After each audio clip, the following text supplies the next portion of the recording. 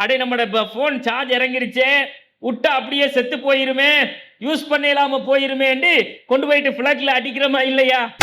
இந்த முஸ்லீமாக வாழ்ந்து கொண்டிருக்கிற நம்மிடத்துல யாரிடத்துல கேட்டாலும் அல்லாஹ் இருக்கிறான் என்பதில் மாற்று கருத்து தெரிவிக்க மாட்டார்கள்.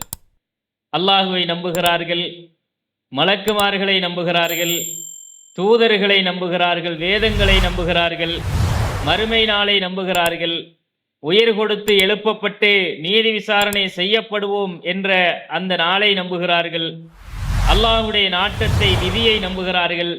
இதில் எல்லாம் எந்த ஒரு மாற்று கருத்தும் இல்லாமல் அந்த ஈமான் எல்லா மக்களிடத்திலும் இருக்கிறது. இப்படி இந்த ஈமான் நம்மிடத்திலே இருந்தாலும் யாரும் அந்த ஈமான்ல அல்லாஹ் இருக்கிறானா என்றதுல சந்தேகம் கொள்ளக்கூடியவர்களாக இருந்தால் காபிரா போயிடுவாங்க. அப்ப தன்னிடத்திலே ஈமான் இருக்கிறது என்பதை ஒவ்வொரு முஸ்லீமும் நம்பிக்கை கொண்டிருக்கிறோம். நாம ஈமான்தாரிகள் தான் என்ற அந்த நினைப்பில் தான் வாழ்ந்து கொண்டிருக்கிறோம். இந்த ஈமானை பொறுத்த வரைக்கும் இது எல்லா மனிதர்களிடத்திலையும் ஒரே மாதிரி இருக்குமான்னு கேட்டால் எல்லா மனிதர்களிடத்திலும் சம அளவில் ஒரே மாதிரியான நம்பிக்கையில ஒரே தரத்தில் ஒரு நாளும் இருக்க மாட்டாது. நம்மிடத்துல கூட இருக்கக்கூடிய இந்த ஈமான் என்பது சில நேரங்களில் அந்த ஈமான் கொஞ்சம் கடும் ஸ்ட்ராங்காக இருக்கும், சில நேரங்களில் பலவீனப்பட்டு போய் இருக்கும். இருக்கக்கூடிய இந்த நம்பிக்கை என்பது அல்லாஹ் மீது எந்த அளவு நாம் நம்பிக்கை வைத்திருக்கிறோமோ, அவனுடைய விதி மீது எந்த அளவு நம்பிக்கை வைத்திருக்கிறோமோ, அவனுடைய தூதர்கள், வேதங்கள், மறுமை மீது எந்த அளவு நம்பிக்கை வைத்திருக்கிறோமோ, அந்த நம்பிக்கையின் பலத்தின் அளவுக்கு ஒவ்வொரு மனிதனிடத்திலும் அந்த ஈமான் பலமாக இருக்கும். இந்த நம்பிக்கையில நாம அலட்சியமாக இருந்து விட்டோம் என்றால் நம்மிடத்தில் இருக்கக்கூடிய ஈமானும் ஒரு அலட்சிய போக்கான ஈமானாகத்தான் இருக்கும். பலமிழந்த ஒரு நயவஞ்சகத்தனமான குணம் கொண்ட ஒரு ஈமானாகவே இருக்கும். இந்த ஈமானுடைய யதார்த்தமும் அப்படித்தான். நம்மிடத்துல நம்மகிட்ட இப்ப ஈமான் இல்லாமையெல்லாம் இல்லை, நாம ஈமான் இருக்கிறதுனால தான் பள்ளிவாசலுக்குள்ள உட்கார்ந்து ஒரு பயானையாச்சும் ஜும்மாவில் கேட்பண்டான்னு உட்கார்ந்து இருக்கிறோம். கடைசி கட்டத்துல வருவானே ஒருத்தன், ஜும்மா முடிஞ்சு எல்லாம் தொழுகை நடத்த போற கட்டத்துக்கு ஓடி வருவான். அவங்ககிட்டையும் கொஞ்சோண்டு ஈமான் இருக்கிறதுனாலதான் ஓடி வாரான். ஏன்னா நம்ம ஜும்மாவுக்கு வெள்ளிக்கிழமை போகணும் என்றதுனால. இந்த ஈமானில் ஏற்றத்தாழ்வுகள் இருக்கும். நபிகள் நாயகம் ஸல்லல்லாஹு அலைஹி வஸல்லம் அவர்களுடைய காலத்திலேயே இது அல்லாஹுடைய தூதரால் சொல்லப்பட்ட ஒரு விஷயம்தான். அல்லாஹுடைய தூதர் ஸல்லல்லாஹு அலைஹி வஸல்லம் அவர்களிடத்துல இந்த மாதிரி ஒரு செய்தி வருகிறது. ஹன்ஸலா ரலியல்லாஹு அன்ஹு அவங்க என்ன செய்யறாங்கன்னா, தெருவிலே அழுது கொண்டே வருகிறார்கள். அபூபக்கர் சித்திக் ரலியல்லாஹு அன்ஹு அவங்களை சந்திக்கிறாங்க. சந்திக்கும் பொழுது ஹன்ஸலா ரலியல்லாஹு அன்ஹு அவர்கள் சொல்லுகிறார்கள், நாஃபக ஹன்ஸலா, இந்த ஹன்ஸலா முனாஃபிக்காகி விட்டேன், நயவஞ்சகனாக நான் மாறிவிட்டேன் என்று ஹன்ஸலா ரலியல்லாஹு அன்ஹு அவர்கள் சொல்லுகிறார்கள். அப்படி சொல்லும் போது அபூபக்கர் சித்திக் ரலியல்லாஹு அன்ஹு அவர்கள் சொல்லுகிறார்கள், சுப்ஹானல்லாஹ் மா தகுல், சுப்ஹானல்லாஹ், அல்லாஹ் தூய்மையானவன், என்னப்பா சொல்றாய் அப்படின்னு கேட்கிறாங்க. நீ முனாஃபிக்காயிட்டியா என்று கேட்கும் பொழுது ஹன்ஸலா ரலியல்லாஹு அன்ஹு அவர்கள் சொல்லுகிறார்கள், அபூபக்கர் அவர்களே, நாங்கள் அல்லாஹுடைய தூதரோடு இருக்கும் பொழுது அவர் எங்களுக்கு மறுமையை பற்றி ஞாபகப்படுத்துகிறார், மரணத்தை பற்றி ஞாபகப்படுத்துகிறார், சொர்க்கத்தை நரகத்தை பற்றி ஞாபகப்படுத்துகிறார். அதை கேட்கிற பொழுது எங்களுடைய ஈமான் எல்லாம் அதிகரித்து இருக்கிறது. அப்படி ஒரு ஈமான்தாரிகளாக நாங்கள் இருந்துவிட்டு அல்லாஹுடைய தூதரை விட்டு வெளியே வருகிற பொழுது உலக காரியங்களில் ஈடுபடுகிறோம், தொழில் துறவுகளில் ஈடுபடுறோம், பெண்களோடு நம்முடைய மனைவி மக்களோடு நாங்கள் ஒன்றரை கலந்து வாழுகிறோம். இப்படி துனியாவோடு வாழுகிற பொழுது எங்களுக்கு அந்த நம்பிக்கை, அந்த ஈமான், அதன் மீது இருக்கிற அந்த பிடிப்பு அப்படியே குறைஞ்சி போயிருது. ரசூலுல்லாஹ் கிட்ட இருக்கும் போது ஒரு மாதிரி ஈமான் இருக்குது, வெளியே வந்தா இன்னொரு மாதிரி அதுல அந்த ஸ்ட்ராங் குறைஞ்சி போயிருது. இது நயவஞ்சகத்தனம் தானே, அல்லாஹ்வுடைய ரசூல்கிட்ட இருக்கும் போது இருந்த அந்த ஸ்ட்ராங் ஈமான் தானே இருக்கணும், அது ஏன் துனியாவை நோக்கி வரும்போது குறைஞ்சிருது என்று அவர் அதை நயவஞ்சகத்தனம் என்று கருதுகிறார். அபூபக்கர் சித்திக் ரலியல்லாஹு அன்ஹு அவர்களும் அல்லாஹ் மீது ஆணையாக இதே நிலவதாம்பா எங்களுக்கும்ங்கிறாரு.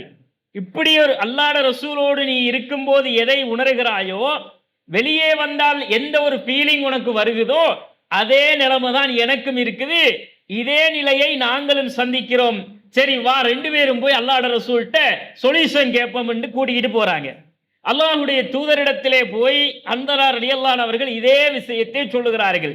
சொல்லும்போது நபிகள் நாயகம் ஸல்லல்லாஹு அலைஹி வஸல்லம் அவர்கள் சொன்னார்கள், வல்லதி நஃப்ஸி பியதிஹி, என்னுடைய உயிர் எவனுடைய கையில் இருக்கிறதோ அந்த அல்லாஹ்வின் மீது ஆணையாக, நான் இந்த நீங்கள் என்னோடு இருக்கிற பொழுது இந்த மாதிரி நீங்க உணர்கிறீர்கள் இல்லையா, நீங்கள் என்னோடு இருக்கும் பொழுது இந்த ஈமானுடைய உச்சத்தை அனுபவிக்கிறீர்கள் இல்லையா, இந்த ஈமானோடு நீங்கள் இருந்தீர்கள் என்றால் அல்லவ் ததூமூன மா தக்கூனூன இந்தி வஃபி ذிக்ரி, நீங்கள் இதே மாதிரி இருக்கும் நிலையில் லசாஃபஹத்குமுல் மலாயிகா அலா ஃபுருஷிக்கும் வஃபி துருக்கிக்கும், உங்களுடைய விருப்புகளிலும் உங்களுடைய பாதைகளிலும் இந்த ஈமானுடைய அந்த இறை நம்பிக்கையினுடைய ஆழம் பலம் உங்களிடத்தில் இருக்கிற வரைக்கும் மலாயிக்காமார்கள் உங்களோடு கைலாகு செய்வார்கள், உங்களுக்கு கை குலுக்குவார்கள் என்று அல்லாஹ்வுடைய ரசூல் சொல்லிவிட்டு சொன்னார்கள்.